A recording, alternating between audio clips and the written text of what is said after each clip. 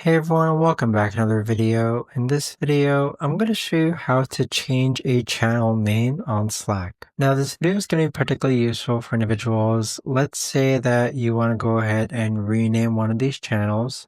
How do you actually go ahead about doing so? Now this video is going to be short, sweet, and simple, guys. There's not going to be a lot of steps involved.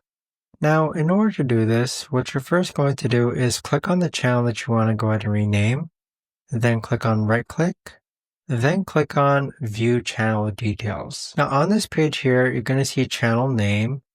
Click on Edit, and then this is where you're going to be able to edit or change your channel name on this Slack channel. But that right there, guys, is the best and easiest way that I know of to actually go ahead and change a Slack channel name. If you guys know of a better or easier way to actually do this, let me know in the comments down below. I would love to know.